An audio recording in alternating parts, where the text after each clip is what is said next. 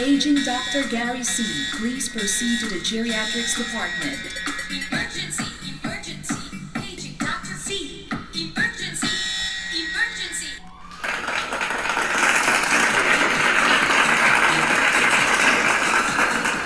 Hi! Ako po si Dr. Gary C. At nanonood po kayo ng Gabay sa Kalusugan. Kailangan medyo up-tempo tayo ngayon. Dahil ang pag-uusapan natin ay ang scientific facts na pag ikaw ay masaya, mas healthy ka. So tandaan nyo, being happy makes you healthy. Mahalaga po yan. Siguro naman napansin nyo, tingnan nyo naman ang suot ko. Oh, happy yan, di ba? Happiest place on earth daw yan, di ba? Yung Disneyland. Aba, may kwento yan. Mamaya isi-share ko sa inyo. Kaya abangan nyo po yung kwento ko tungkol dito sa mahiwagang t-shirt na ito. Okay? So, ngayon po, ang pag-uusapan natin ay, una, ano ba ang nagiging epekto sa ating kalusugan kung tayo'y masaya?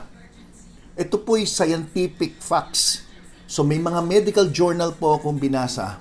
Pero hinimay-himay ko, kinuha ko lang yung mga detalye na mahalaga na mas madaling maintindihan ng mga tao. Kasi kung ipapaliwanag natin yung journal, ang daming mga scientific terms, medical terms, yung mga anong ginawa nilang mga tinatawag nilang double-blind study, hiniwalay yung grupo ng mga bata, mga matatanda at ganito-ganito, napaka mabusisi. So ang ginawa ko, kinuha ko lang yung kumbaga, ano yung ginawa nilang pag-aaral, at ano yung naging conclusion. So, yun ang importante. Di ba? So, lahat tayo kailangan positive. Anong positive? Hindi po yung COVID, Positive thinking. Kailangan palaging meron tayong good vibes na tinatawag. Bakit? Nalaman sa mga pag-aaral na maraming nagagawa yung pagiging masayahin ng isang tao. At yan po ang ating pag-uusapan. So, umpisa na natin. Number 1, being happy makes you healthier. Yan po ang ating tatalakayin, di ba? Bakit? Una-una, pag masaya ka, sabi, napopromote mo yung mas healthy lifestyle. Kasi kung malungkot ka, halimbawa, malungkot ka, yung iba dadaanin sa yosi, yung iba dadaanin sa kakakain ng mga kung ano-ano, yung iba nakatamad-tamad na lang, hindi nakikilos, nag-depress, nandyan, nakakulong sa kwarto, di ba?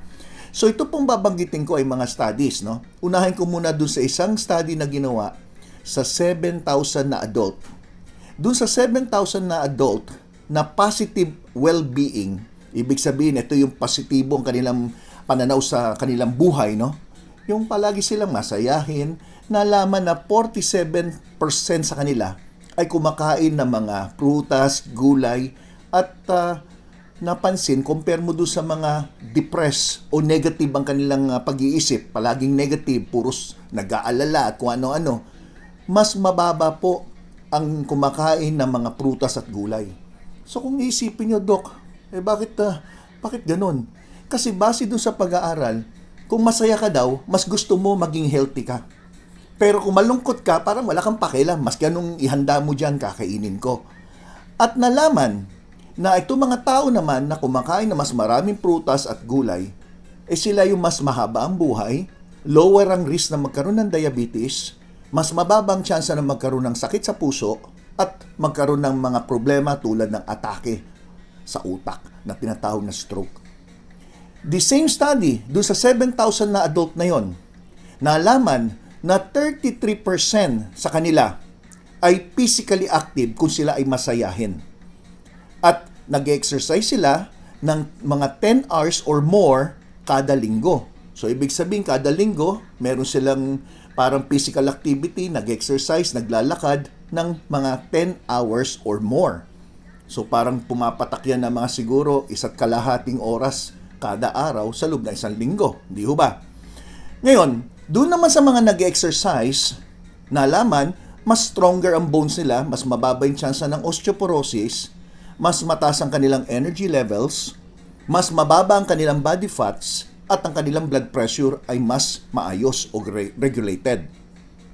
The same study na ginawa doon sa 7,000 na adult, nalaman na ang tulog nila mas maayos, ang concentration nila, pag-iisip nila ay mas maayos, ang exercise performance ay mas maganda, at nami-maintain nila na mas ideal ang kanilang body weight. So sa madaling salita, dun pa lang sa maganda ang iyong pananaw o happy ka sa buhay, mas porsigido ka na mas gawin yung mga healthy lifestyle. Di ho ba? Ngayon, sa isang study naman na ginawa, hiwalay na study, dito sa study naman na to, nalaman na 47%, tandaan nyo ang taas niya, 47% ng mga masayahin na tao, sila ang mas maganda ang tulog at sila yung paggising sa umaga, magaang ang pakiramdam. So, ang laking bagay po yan.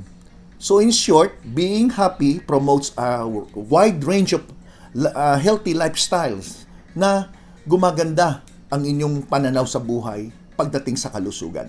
O, di ba? Maganda yan. Studies po yan. Ngayon, pangalawa na nagagawa ng pagiging masaya, ito, it boosts your immune system. Kailangan natin sa panahon ngayon na halos lahat ng tao ay tuliro dahil sa pagtaas ng bilang ng mga kaso ng COVID. So, kailangan i-boost natin ang immune system natin. Hindi naman po sa pag-inom lang ng mga vitamins o minerals. Kasi karamihan tinatanong ako Doc, anong bang vitamins para lumakas immune system ko? Palagi ko sinasabi, maski laklakin mo lahat ng vitamins o herbal man yan o mga kung ano man yan, hindi ka rin lalakas kung ikaw ay palaging malungkot.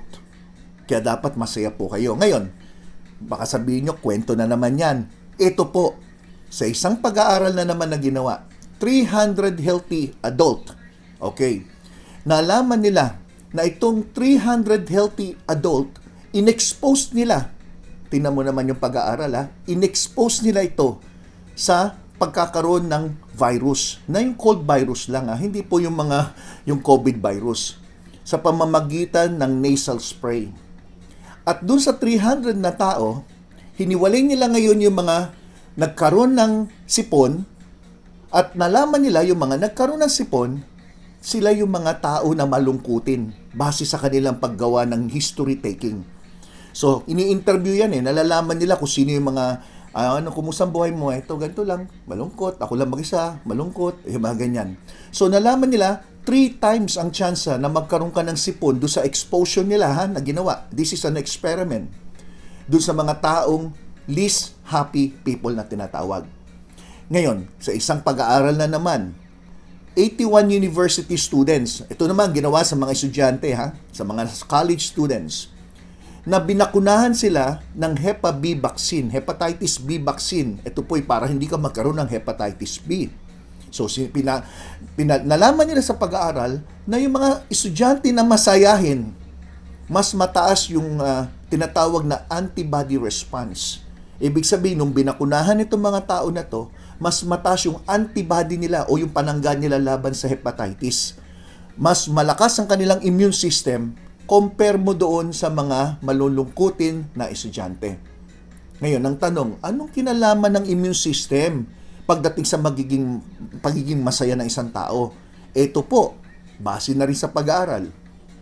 The impact of happiness doon sa activity, doon sa tinatawag na HPA axis. Ano ba yung HPA? Hypothalamic Pituitary Adrenal.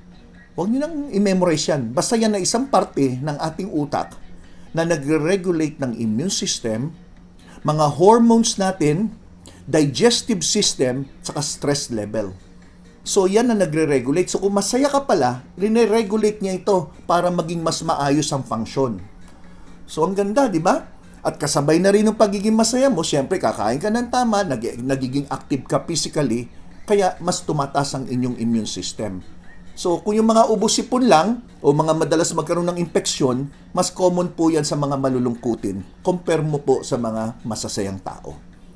O, kita nyo, yan pa lang ang lecture ko, puro scientific basis po yan, Hindi po yan na, sabi mo lang yan. Madali kasi magsabi na, masaya ka dapat para hindi ka magkasakit. Pero meron na po tayong basihan. At ito pa, yung mga taong very stressful. Mas mahirap ka na parang dumaban sa isang dagok sa buhay mo o sitwasyon kung ikaw ay taong malungkutin. Ito po. So, being happy makes you healthier. Bakit? It helps combat stress. So, linalabanan nitong stress. may basihan na naman tayo dyan. Alam nyo po ba na ang isang tao, pag masaya ka, mas mababa ang stress level nyo? Kasi pag ang isang tao ay under stress, tumataas yung tinatawag na cortisol. So ito po may basihan. Ang cortisol po ay isang hormone na nagbibigay ng masamang epekto sa ating katawan during stress. Kaya hindi tayo makatulog, nag-gain tayo ng weight, posible magkaroon ka ng diabetes type 2 at pwedeng tumaas ang blood pressure mo dahil dito sa cortisol na tumataas during stress. E pag masaya ka, nalaman sa isang pag-aaral na yung mga tao masayahin, mas mababa din ang kanilang cortisol compare mo sa mga taong malungkutin.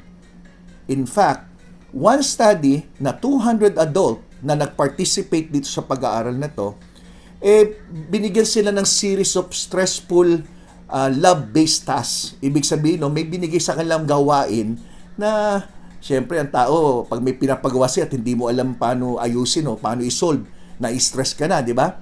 Nalaman yung mga masasaya, parang estudyante rin yan. Yung mga masasaya pag bagsak sa eskwela, baliwala Pero yung mga medyo malulungkot, depressed, di ba? So nalaman na 32%, tandaan nyo 32%, dun sa 200 na adults na unhappy, sila po ang masyadong mataas ang cortisol level. So ang taas po nyo, ibig sabihin ganito, kung may 100 po na tao, 32% po na malungkot ay nagkaroon po ng mataas na cortisol level. So ibig sabihin, lahat ng side effect na itong cortisol, mararamdaman ng isang tao malungkot. So yan po yun.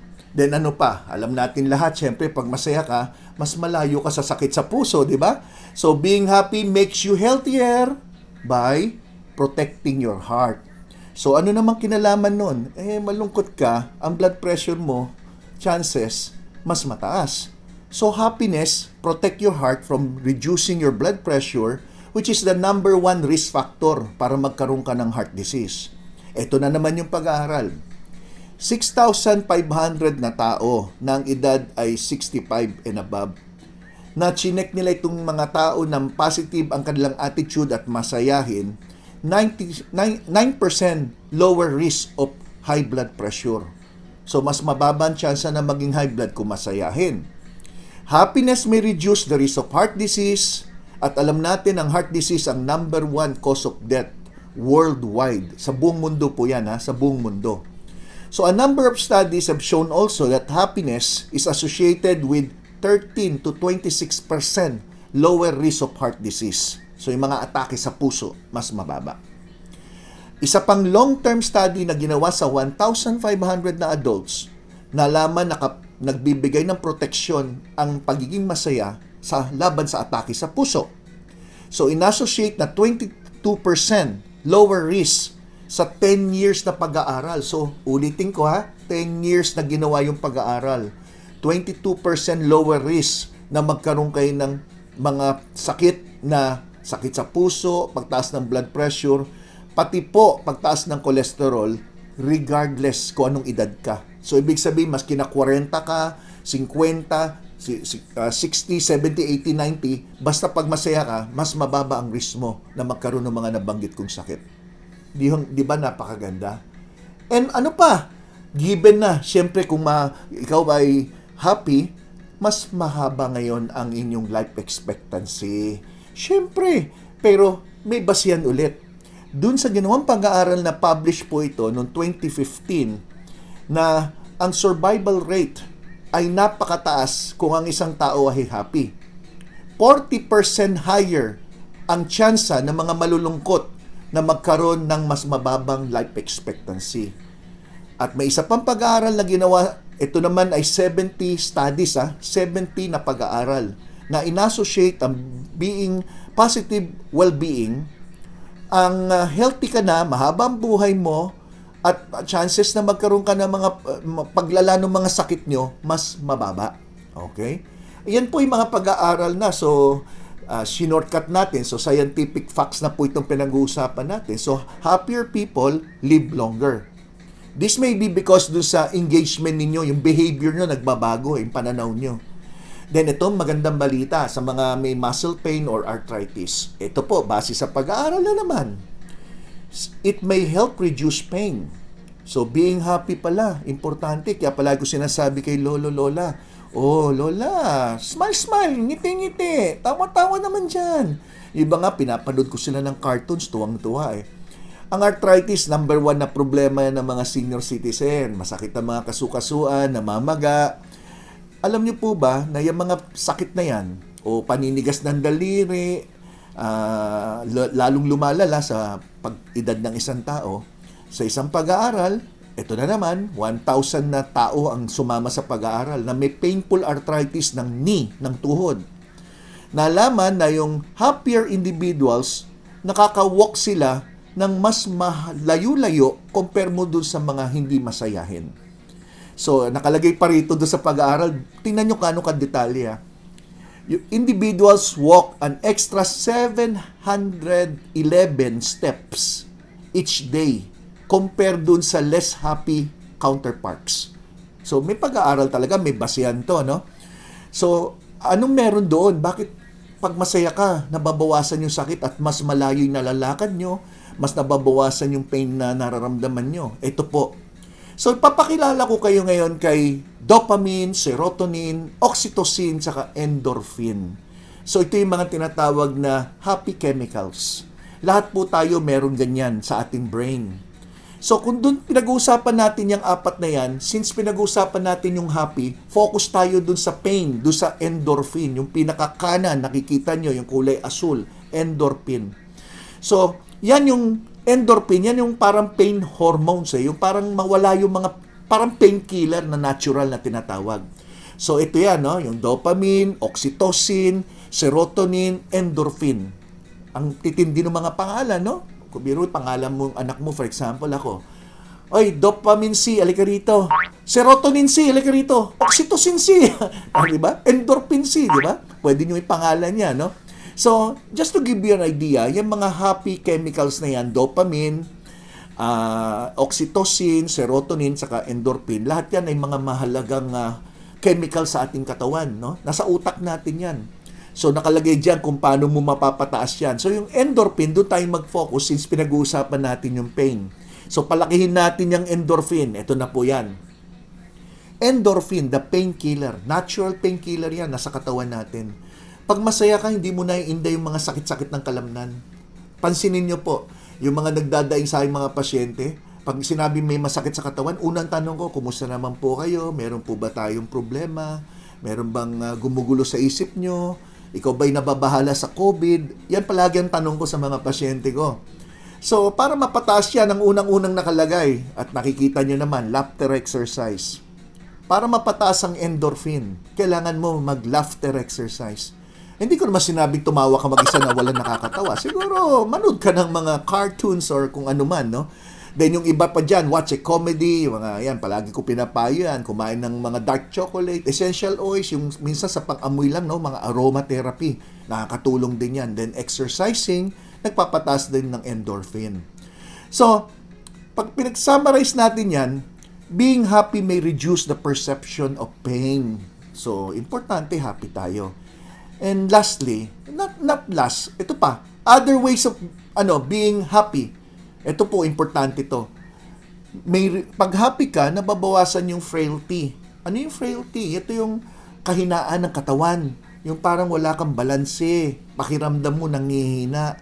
So, may mga pag-aaral din. So, doon sa nabasa kong pag-aaral, may ginawang 1,500 elderly adults na dumaan sa tinatawag na study. Ito yung nalaman na yung mga happy individuals, 3% lower risk na manghina sila over a 7-year study period. So, yung pag-aaral, 7-year na binantayan to mga taong to. At 3% ang chances na hindi sila manghina. Pero yung mga malungkot, naku po, ang taas, 26% na nanghihina sila. Then it may protect you also from stroke. So, mahalaga po ito pinag-uusapan natin. Ngayon, ang tanong, Doc, sa mga panahon ngayon, marami po talagang depressed, marami malungkot, maaari may iba sa inyo na nagka-COVID o merong nangyari sa pamilya. Alam ko po yun. Pero ang lagi ko sinasabi, nandyan yan. Nandyan na, nangyari. Yung pag-iisip nyo ba ng todo, may magbabago ba? Wala naman. Yung pag-iisip nyo ng todo o pagdaramdam nyo, pwede pang makasama. Di ba? Hindi makakabuti, kundi makakasama. So, harapin natin kung ano yung mga pwede natin gawin ngayon. So, paano ba magpasaya ng isang tao? Well, palagi importante yung suporta. Siyempre, suporta ng pamilya, kaibigan. Importante yon. Pero ngayon, ang mga panahon ngayon, ng kaibigan yun, hindi natin alam, di ba, kung talagang kaibigan o hindi. So, yan ang mahirap.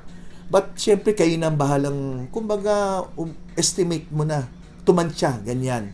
So, bigyan ko lang kayo ng ways to increase your happiness. So, this is very important. Sundin nyo po ito at promise ko sa inyo, makakatulong na malaki. Number 1, express gratitude. Ano ibig sabihin nun? Kasi minsan nakakalimutan na natin ma-appreciate kung ano yung merong maganda nangyayari sa buhay natin. Puros na lang yung masama nakikita natin. Mas magiging masaya tayo kung magfo-focus tayo sa mga bagay na mayroon tayo. So, practice nyo yung gratitude. Nasa bahay ka, nag-iisa, sulat nyo nga sa papel, ano ba yung mga blessing na meron ka? Palagi ko sinasabi yan. Tapos i-compare mo yung sarili mo sa iba, baka mas malungkot yung buhay nila. Para ma-uplift mo yung sarili mo, ayoko naman sabihin na tingnan mo yung mas nahihirapan sa buhay. Pero, ang sinasabi ko lang, tingnan mo yung buhay mo compare sa kanya. Siya nga walang makain ngayon araw mismo. Ibang usapan yon, mas mabigat yon. May isang kwento ako na may isang estudyante na sumakay siya ng jeep. Tapos, na-hold up siya. Pagka-hold up sa kanya, kinuha yung cellphone niya, umalis na yung hold upper. Pag uwi niya sa bahay, sabi niya sa nanay niya, "Nay, na-hold up ako." Iyak siya ng iyak, iyak ng iyak. Ang sabi lang ng nanay niya, "Nasaktan ka ba?" Sabi niya, "Hindi naman po." "Oy, swerte ka, hindi ka sinaktan." Di ba? So, blessing na yon. Paano naman yung hinold up? Hinold up, pagkatapos, nagalusan, nasugatan. So, pag uwi niya, "Nay, hinold up ako." "Ay, nasaktan ka ba?" "Ito, may gas-gas yung kamay ko." "Ay, buti yan lang, gas-gas lang." "Okay." Pasalamat tayo sa Diyos at hindi ka na paano. O, di ba? So, yung sabihin, doon sa negative na nangyari, may positive na naisip si nanay na sabihin sa anak niya. Paano naman yung nasaksak? Na-hold up, sinaksak ngayon. Tapos, nandun sa ospital. Tumawag ngayon yung nurse, nandito po yung anak niya, may sakit. Pagdating sa ospital, "Oh, anak, kumusta ka na? Ano nangyari? Hinold up ako, tapos sinaksak ako." "Oh, nurse, kumusta ba yung tama niya?" Okay naman ho. Hindi naman ho delikado, okay lang." "Ay, okay, salamat sa Diyos." That is gratitude. Ngayon, palalain pa natin ng konti Hop, sinaksak, pagkatapos naku, grabe. Pagdating ng nanay, ano nangyari sa anak ko? Naku, sinaksak po, hinold up po pero okay naman po siya. Nandun pa, critical nga lang konti, pero okay. Ay, okay lang, basta buhay pa siya, may pag-asa pa. Nakuha nyo, salamat sa Diyos. Palagi ganon, gratitude. That is very important. Then number 2, get active. Kailangan magkilos-kilos, maarawan, importante po yan. Exercise. Exercise na walking. Palagi ko sinasabi, kailangan magkilos-kilos. Sa bahay, magkembot-kembot ka, mag-8-8 ka. Kung napanood niyo yung muscle cramps ko, nagturo po ako ng mga budots-budots, di ba? May usog ngayon yung mga budots-budots na ganyan, Malapit na eleksyon, Mga pag-ganyan-ganyan, So anyway, gawin niyo po yon. Then, matulog. Importante yung tulog. Walang tao masaya na buong gabi hindi nakatulog. Siyempre, nangihina ka. So, dapat matulog. Oras ng tulog, tanggalin na yung mga gadget. Kung ngayon, inaantok ka, patayin mo na yan. Huwag ka na manood ngayon. Bukas na. Pwede naman, di ba? Okay. Then, spend time outside. Maarawan. Ngayon, di kayo makalabas kung nakakulong kayo mga senior. Pero, meron man lugar na pwede kayo maarawan sa morning sunshine. Lagyan nyo lang ng 15-30 minutes na maarawan kayo. Tapos, galaw-galaw lang. Galaw-galaw para hindi pumanaw. Di ba? Okay. Gawin nyo po yan. Then, ano pa? Meditate. Mga yoga. Kung kayang gawin. Ang dami na ngayon mga info nakikita sa YouTube how to meditate. Sarili lang. Malaking bagay ang peace of mind, inner mind, di ba? Lahat yan gawin nyo. Eat a healthy diet. Given na yan, palagi ko sinasabi, eat a healthy diet. Very important. Gawin nyo yung nagpapasaya sa inyo noon. Ibalik nyo po yon. Hindi porket may edad na, ay, hindi ko na kaya. Puros na sa isip nyo, hindi kaya. Mag-aral ka ng mga, halimbawa, sabi ko, cooking show. Manood kayo. Kung mahilig ka magluto, nood kayo. Ng mga, ang dami man sa YouTube, di ba? Nood kayo kung ano, mag-alaga kayo ng hayop. Kung ano magpapasaya, gawin nyo. Pwede kayo mag-alaga ng hayop. Alagaan niyo yung asawa niyo, mga misis, di ba? Biro lang ha.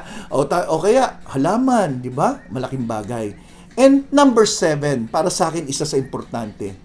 Make someone happy. Importante yan. Ano ibig sabihin ng make someone happy? Di ba masarap sa pakiramdam natin nagpasaya tayo ng tao? Di ba masarap? Halimbawa ako, yung apo ko, pag mayroon akong binili maliit na laruan, tapos nakita kong tuwan-tuwa siya. Ang sarap ng pakiramdam. So, ibig sabihin, ito'y ginawa sa kapamilya. Either gawin mo sa anak, asawa, apo, di ba? Pero gawin nyo rin sa ibang tao. Di ba? Kung nakita nyo talaga may nahihirapan, tulungan nyo. Hindi naman kailangan bigyan nyo ng item o kung ano-ano eh. So, tumatawid sa kalsadang senior, nakita nyo, itawid nyo. Okay? May nakita kang talagang, alam nyo naman talaga kung rinaraket kayo, alam nyo kung talagang kailangan ng tulong, tulungan nyo po. Yun ang aking kukwento sa inyo, to make someone happy. Di ba nakita nyo kanina, pinakita ko to. Actually, second time ko palang sinuot to. Maniwala kayo o hindi. Alam nyo ba, may mahalagang kwento to. Alam mo yung ako po ay bata-bata pa. Mga 10 years ago, bata-bata pa ako noon eh. So, pag nakakakita ako ng mga magsyota, naglalakad sa mall, may nakita ako, you, tapos sa kasut dun sa kabila, me. You, me. Parang you and me, parang gano'n, no? Kaya, basta yung mga, parang may ganyanan silang dalawa, no? Couple shirt. Sabi ko, ang patoy. Nakakadiri, ang patoy. Pero siyempre, hindi ko naman sasabihin. Opinion ko lang yan, patoy. Pero natutuwa naman ako makita sila. Pero never ko in-imagine na ako magsusot ng ganyan. So, one time, nung hindi pa nag-pandemic, just a few years back, nandun ako sa Disneyland, kasama ko misis ko. Nagulat ako, puntala ako ng CR, juminggal lang ako sandali, paglabas ko, bumili siya ng ganito. Dalawa kami, bumili. Sus, Marios. Tapos pagkabili niya, tara, suotin natin. Sabi ko, ba't ka bumili niyan? Di ko naman magagamit yan. Gusto ko suotin natin eh. Sige, suotin natin. Di, sinuot ko. Di dalawa kami nakaganito. Nako, nandun kami sa Disneyland. Nako, sabi ko, malilintikan ako. Baka may makakita sa akin itong mga follower ko sa Facebook. Kasi active ako sa Facebook eh. Sabi ko, so nag-shades ako ng ganyan. Sabi ko, sana walang makakilala sa akin. Abay, maniwala kayo hindi. Ilang lakad lang namin. Doc Gary? Sabi ko, opo. Ma-follower mo kami sa Gabay sa Kalusugan sa Facebook. Sabi, ay, thank you. Tapos picture kami. O, ganito suot ko. Sabi ko, ay, misis ko, kasama ko. So, kita mo, nung sinuot ko, parang ako, hiyang-hiya ko. Pero alam mo, nakita ko sa mata ng misis ko, tuwan-tuwa siya. Iba kasi. Di ba? Iba eh. Tuwan-tuwa siya na pareho kami ng ganito. So, pero talaga nakashades ako. Hindi ko talaga hinubad. Tapos nung medyo mga isang oras na, hubarin ko na kasi pawis ako eh. Nagpalit ako talaga. Pinalitan ko. Sabi ko, tama na, nakapag-picture na tayo. Pinalitan ko eh. Totoo po yung kwento ko. Ayan, pakita ko sa inyo. Ayan. Tama na. So, alam nyo, ang happiness is felt by making other people happy. So, doon ko na-realize na yung kasiyahan niya, naging kasiyahan ko rin. So, ganun lang yun. That is so simple. So, advice ko sa inyo lahat na mga nanonood ngayon, find your happiness kung saan man. Magpasaya kayo ng ibang tao, ang sarap ng pakiramdam. Gawin nyo po yun. Just like ginagawa ko sa clinic, maniwala kayo hindi, pag andun ng pasyente, palagi kong binibiro. Minsan nga, may biniro nga ako dun eh. Ma'am, ang ganda yata ng alahas mo at saka ang ganda ng damit mo Tawa siya ng tawa, tuwan-tuwa si Lola. Mami ang ganda ng damit mo, glossy Hiniram mo ba kay Santo Niño yan? Tawa ng tawa si Lola. So, make things light. Dapat maging light tayo. Okay? Ano na? Huwag nyo nakalimutan. Siyempre, meron tayong thumbs up. Di ba? Meron tayong subscribe. At siyempre, huwag nyo kalimutan i-click yung notification bell. Ano yan? Naku, mukhang may nagagalit. Hindi, biro lang. Okay. Kasi misis ko taga-pindot dun sa diyan sa video Okay. So, tama na. Ako po si Dr. Gary C. Ayan na, nagdadabog na. Ako po si Dr. Gary C. Ang inyong gabay sa kalusugan. Bye-bye!